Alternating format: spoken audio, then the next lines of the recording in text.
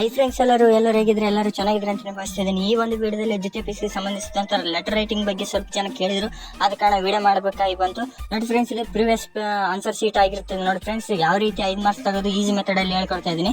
ನೋಡಿ ಫ್ರೆಂಡ್ಸ್, ಮೊದಲು ಫ್ರಮ್ ಅಂತ ಕೊಡಾಗ ಫ್ರಮ್ ಅಂತ ಹಾಕಪ್ಪಲ್ಲಿ ಎಕ್ಸಸ್ ವಾಯ್ ಅಂತ ಹಾಕಿ, ಆಮೇಲೆ ದಿನಾಂಕ ಹಾಕಿ, ಆಮೇಲೆ 2 ಅಂತ ಇರ್ತಲ್ಲ, ಅದು ಕ್ವಶನ್ ಪೇಪರ್ದಲ್ಲಿ ಮೆನ್ಷನ್ ಮಾಡಿರ್ತಾರೆ. ನೋಡಿ ಫ್ರೆಂಡ್ಸ್, ಆ ಸಬ್ಜೆಕ್ಟ್ ಅನ್ನು 2 ಆ ಜಾಗದಲ್ಲಿ ಹಾಕಿ, ತದನಂತರ ಡಿಯರ್ ಸರ್ ಅಂಡ್ ಮೇಡಮ್ ಅಂತ ಹಾಕಿ, ಆಮೇಲೆ ಸಬ್ಜೆಕ್ಟ್ ಅಂತ ಹಾಕಿ, ಸಬ್ಜೆಕ್ಟ್ ಅಲ್ಲಿ ಕ್ವಶನ್ ಪೇಪರ್ ಅಲ್ಲಿ ಮೆನ್ಷನ್ ಮಾಡಿರ್ತಾರೆ. ನೋಡಿ ಫ್ರೆಂಡ್ಸ್, ಸಬ್ಜೆಕ್ಟ್ ಆಮೇಲೆ ಸ್ವಲ್ಪ ವಿಷಯವನ್ನು ಬರೆಯಿರಿ ನಿಮ್ಗೆ ತಕ್ಕ ಬಟ್ಟ ಅಂತ, ಆಮೇಲೆ ಥ್ಯಾಂಕ್ ಯು ಯುವರ್ ಫೇತ್ಫುಲಿ ಅಂತ ಹಾಕಿ, ಇಷ್ಟ ಹಾಕಿಸಿಂದ ಹೆಸರು ಬರೆಯಪ್ಪಲು ಎಕ್ಸೆಸ್ ಅಂತ ಹಾಕ್ಬೇಕು. ನೋಡಿ ಹಾಕ್ಬೇಕು.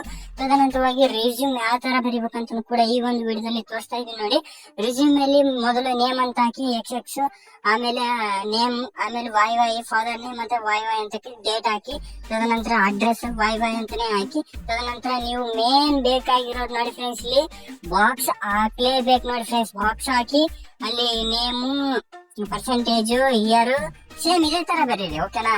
ಹಾಗೆ ಬರೀಬೇಕು ನೀವು.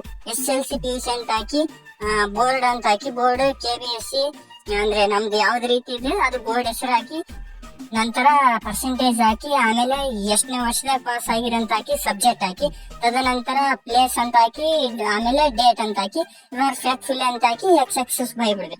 ಇದೇ ತರ ಹೆಚ್ಚಿನ ವಿಡಿಯೋಗಳಿಗೆ ಸಬ್ಸ್ಕ್ರೈಬ್ ಮಾಡಿ. Thank you.